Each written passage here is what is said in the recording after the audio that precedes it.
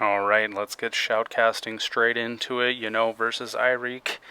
Two great battlers battling it out in the December Cup. Lowland Sandslash into Liepard, the charm using Dark type. Let's see how this shapes out. Lowland Sandslash pretty bulky. Powder Snow is going to charge very quickly. These charms not going to be very effective here. And the switch brings in this Dugong. Okay, we're going to throw a Bulldoze right into it, expecting maybe a swap right after this here.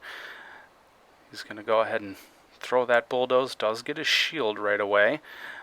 These ice shards double resisted by the Lowland Sandslash. Not really in a huge rush to need to swap out. Can build up some energy before changing. Icy Wind. He does take the Icy Wind. Swaps into Bisharp. These Snarls really generating energy quickly for Bisharp here. Going to go right into an X-Scissor. Possibly drawing a shield. Does not take a shield. Doesn't really do a ton of damage to the Dugong. However, he will be throwing an Icy Wind into a resisted Steel type. Actually does a pretty decent amount of damage in there. Attack does fall, but again, these Snarls, really nice energy generation. Throwing an Ironhead neutral against the Steel, or excuse me, against the Ice Water type here. Get an excellent on that. Does a significant amount of damage here. As we continue on, and the X-Scissor.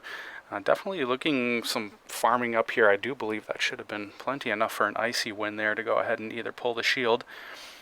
It does take a second shield. There it was, CMP tie anyways. Unfortunate. He's got to take a shield. Decides not to shield the Icy Wind. And let's see, comes in with Talonflame. Going to do a little farming. That's the reason why that second shield was used by the Dugong. He wanted to farm a little extra, got that second Icy Wind, throws it in. Attack does drop. That would have been neutral damage on Talonflame. However, no need to take the extra damage as he is up a shield now. Mantine brings in the Mantine. Very good. These neutral damage, Icy Punch. Gonna do some nice damage against the Mantine. Mantine is relatively bulky. Of course, Bubble Beam. Going to drop attack. I don't want to say this looks like a stall-out tactic team, but definitely has some lowering attack abilities here with the Bubble Beam and the Icy Wind combo.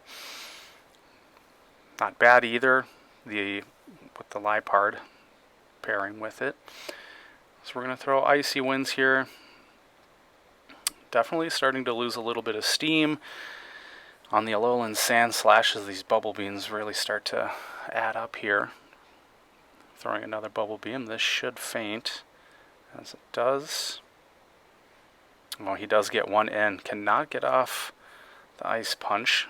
However, these charms are going to be resisted by the Liepard. Flame Charge on Talonflame. Going to get the attack boost. Never a bad thing. Wow. Half health.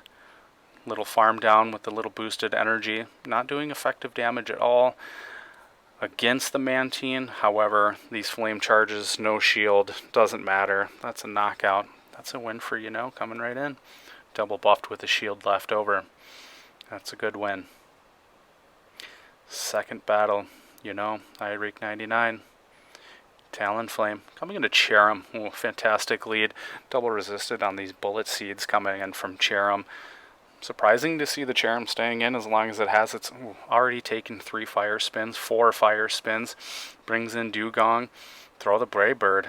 Get after it. See what happens here. If we can get that to land, that's going to do a huge chunk of damage, but we'll certainly grab a shield if it does not. Grabs a shield. Switches into that Bisharp. Saw this matchup in the first battle here. Dugong did take it, had some extra farming. These Icy Winds still doing a little bit of damage, a surprising amount of damage for a not very effective move against the Steel type here. Decides not to go with the X-Scissor first and go straight into the Ironhead. I think that's a smart move here, as that did not pull a shield and did very minimal damage against this bulky Dugong in the first battle. 2 shields. Let's see if he decides to shield this. He does decide to shield.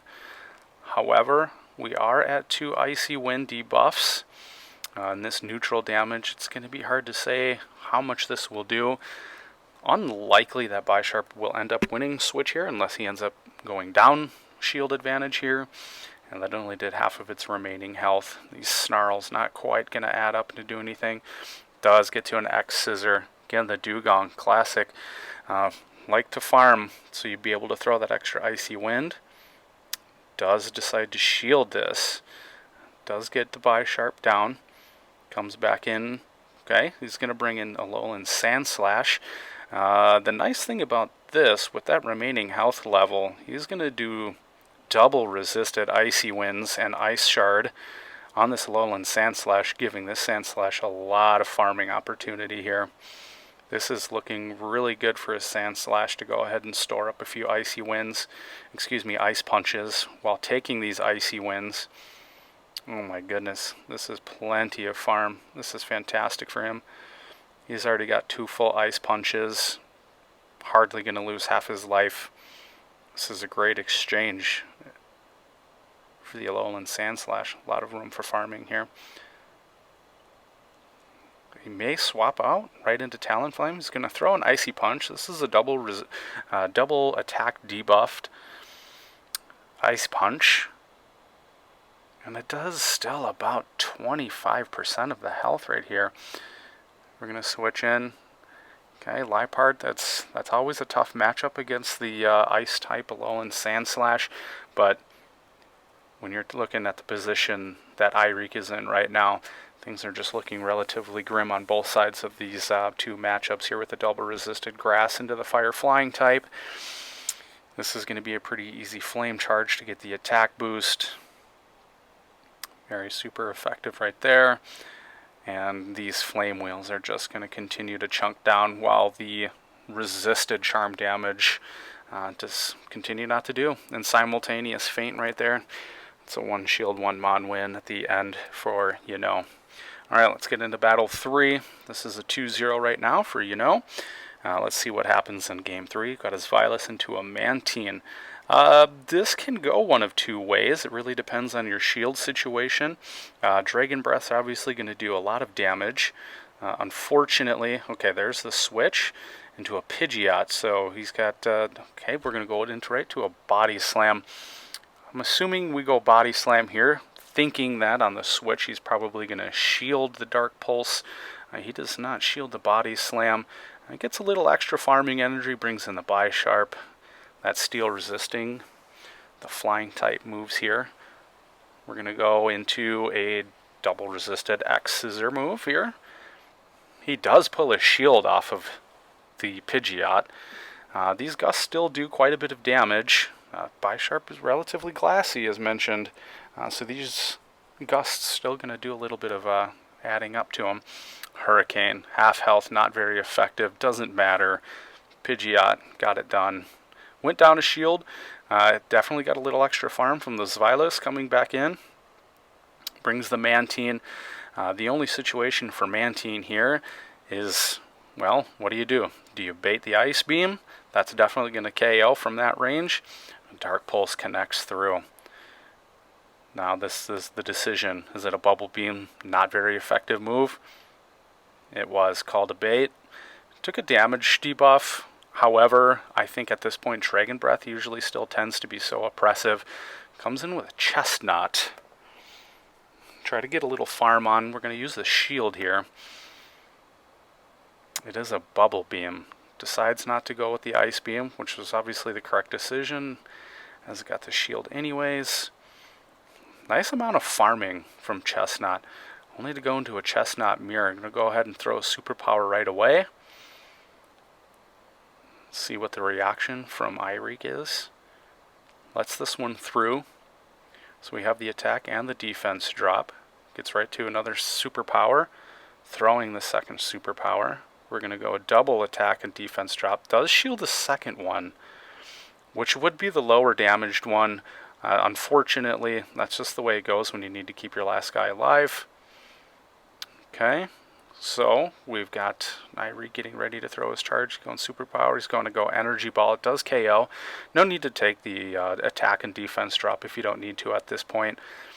However, Svilas coming back in, his body slam looking promising. Up. Yeah, it's a very easy finish to the KO. Left with the shield, fantastic battles.